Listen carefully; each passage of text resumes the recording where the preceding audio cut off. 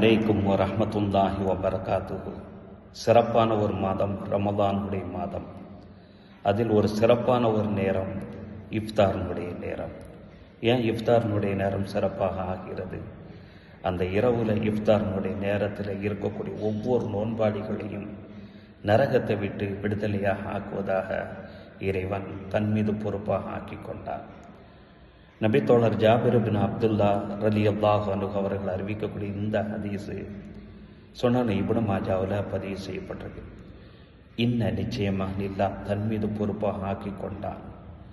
இந்த குல்லி ஃபித்ரின் நோன்பு திறக்கக்கூடிய ஒவ்வொரு நேரத்திலையும் ஒவ்வொரு நோன்பாடிகளையும் உத்தக்காக நரகத்தை விட்டு விடுதலையாக ஆக்குவதை தன் மீது பொறுப்பாக ஆக்கி கொண்டான்.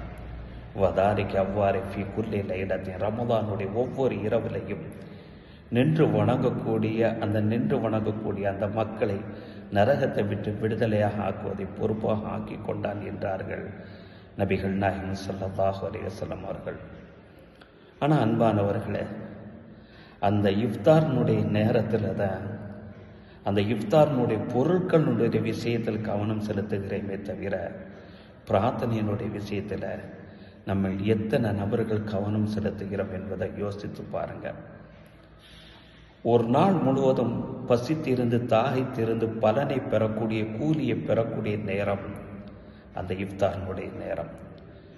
அந்த நேரத்தில் இறைவனிடம் பிரார்த்திப்பது எந்த அளவுக்கு முக்கியமானது என்பதை மற்றொரு ஹதீஸ் இவ்வாறு வலியுறுத்துகிறது. நபித்தோழர் அபூ ஹுரைரா ரலியல்லாஹு அன்ஹு அவர்கள் அறிவிக்கக்கூடிய இந்த ஹதீஸு முஸ்னத் அபீ யஅலா, பைஹகி போன்ற ஹதீஸ் நூல்களையும் சில்சிலத்து சஹீஹா வரை இந்த ஹதீஸ் பதிவு செய்யப்பட்டிருக்கு. அந்த இஃப்தாரினுடைய நேரத்தில் சரி ஒரு மனுஷன், இறைவா என்னை நரகத்தை விட்டு என்னை பாதுகாத்து விடு என்று 7 தடவை ஒரு மனுஷன் கேட்குறான்னு சொன்னான். அந்த மனிதனுக்காண்டி நரகம் அல்லாட்ட பேசுமா, யா அல்லாஹ் இந்த மனிதன் என்னை விட்டு 7 தடவை இந்த நாண்ட பாதுகாப்பு கேட்டுக்கொண்டே இருக்கிறான், என்னை விட்டும் அந்த மனிதனை நீ பாதுகாத்து விடுவாயாக என்று நரகம் பிரார்த்திக்கிறதாம். இந்த இஃப்தாரினுடைய நேரத்தில் நம்ம அல்லாட்ட சொர்க்கத்தை நம்ம கேட்போம். 7 தடவை நம்ம கேட்குறோம், யா அல்லாஹ் சொர்க்கத்தை தான்ட்டு.